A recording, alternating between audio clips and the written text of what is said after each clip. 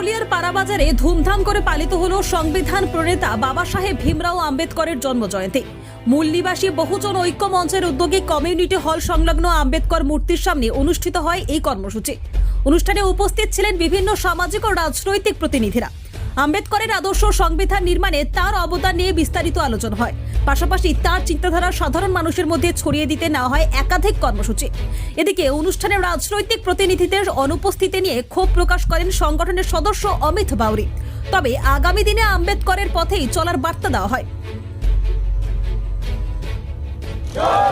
কৃষ্ণপদ মাহাতোর report, news voice of Purulia. তারা প্রার্থী হওয়ার সুযোগ পাচ্ছে।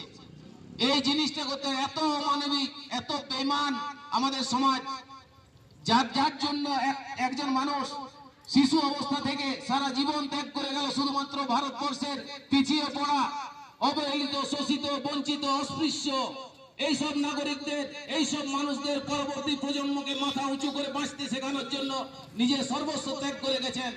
আজকে সেই ব্যক্তিটির, সেই মহামানবের জন্মদিন পালনে অনেকে অনীহাবোধ করছে, কেউ ভয় পাচ্ছেন যে এখন এখানে গিয়ে বাবা সাহেব আম্বেদকরকে মালা পরালে যদি আমার চাকরিটা চলে যায়, তো আপনার যে চাকরি, আপনার যে অধিকার, আপনার যে সম্মান, প্রত্যেকটি যা কিছু আপনি পাচ্ছেন, প্রত্যেকটি ওই ব্যক্তিটির দেন।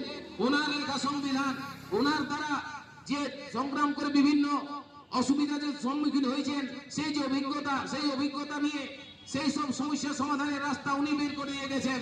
আর আজকে সেই নিয়ে আমরা মাথা উঁচু করে বিভিন্ন ধরনের কথা, ভাষণ ইত্যাদি বলছি। আজকে আমি নিজে অমিত কুমার বাউরি, আমি একটি বাউরি ছেলে। আমাদেরকে ছোট জাত বলতে লোক দ্বিধাবোধ করে না। আমাদেরকে চেয়ারে বসতে দেখলে অনেকের হিংসা হয়। আমাদের এখানে এমনও অনেক কিছু ঘটেছে যে কোন পাড়ার শ্মশান নিয়ে, মৃতদেহ শ্মশান নিয়ে যাবে, সেই শ্মশানের রাস্তা না দেওয়ার জন্য সেটাও চেষ্টা করেছেন। সেটা যদি আপনারা প্রমাণ চান, 1905 সালে ঘটনা পাড়ার বুকে ঘটেছিল। এত কিছু অবমাননা আমাদের উপরে হয়েছে। আমাদের মানুষ পেছনে একটা ঝাড়ু বাঁধা থাকতো যাতে আমার পায়ের ঝাপটা রাস্তায় না থাকে।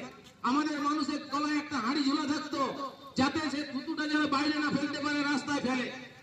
ইতিহাস যদি মনে রাখতে হয়, আমরা যদি ইতিহাস মনে রাখি, তাহলে আমাদের প্রতি যে বঞ্চনা, সেই বঞ্চনাকেও মনে রাখতে হবে এবং সেখান থেকে শিক্ষা নিতে হবে। তো এত কিছু বঞ্চনার কথা আমরা ইতিহাসে যারা শিক্ষিত, যারা বিভিন্ন জায়গায় শিক্ষা অর্জন করার সুযোগ পেয়েছেন, তারা এইসব ইতিহাস শোনেন না। তারা শুধুমাত্র নিজের ক্যারিয়ার গঠনে ব্যস্ত থাকেন। তো তাদের কাছে অনুরোধ, আপনারা বাবা সাহেবকে সম্মান করবেন না, শ্রদ্ধা করবেন না, সেটাতে আমাদের কোনো যায় আসে না।